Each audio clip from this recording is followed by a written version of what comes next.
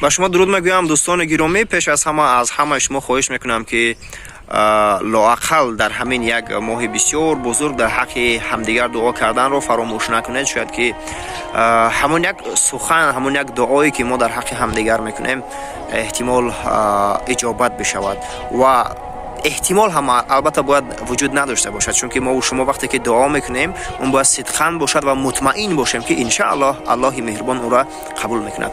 امروز من میخوام پیرامون موفق شدن و کامیاب شدن چند سخن بگویم. پیرامون این موضوع خیلی زیاد گفتند، میگویند و البته خواهند گفت، اما میدونید چیز در زندگی خود همین چیز رو من به قول اکسپریمنت کردم، سنجش کردم. این چی است؟ انسان وقتی که میخواهد موفق شود در همه کار، در ورزش است، در سیاست است، در دین است، در کار است، در کار تجارت است، در کار آموزگاری است، در کار روزنامه‌نگاری است، در کار حقوق شناسی است، در کار رانندگی است، عموما هر کاری که هست، در دهقانی است، اگر شما در داخل همین روز زندگی کردن را آموزید موفق میشوید. باور کنید، من مطمئنم به این چیز. یعنی چگونه شما وریانت A B V G و G در نزد خود نگذارید. شما یک وریانت گذارید که من این همین روز زندگی میکنم و فردا احتمال نباشم، یعنی همین روز آخرین روز حیاتی من است.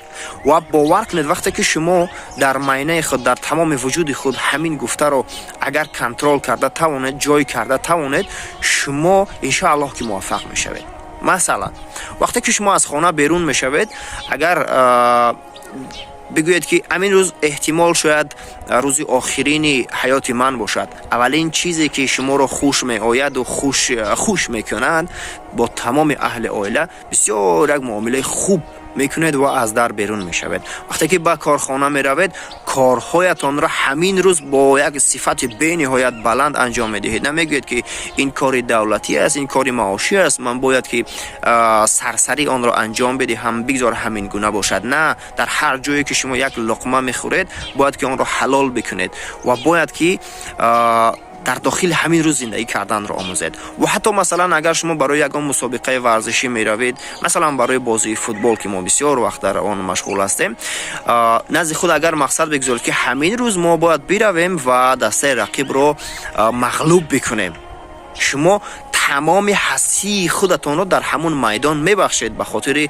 غلبه کردن. یعنی یک قوه هست، یک احساس هست، یک نمیدونم یک چیزی هست که همون پیدا میشود برای انجام دادن دلخواه کار. باور کنید در همه کار این چیز رو میتوان انجام داد، فقط اگر شما خودتان رو مطابق کرده توانید در داخل همین روز ایستن را. در این صورت شما میتوانید که موفق شوید و کامیاب باشید. کس کفالت نمیدهد که فردا یا اینکه پس از فردا ما زنده هستیم یا اینکه نه.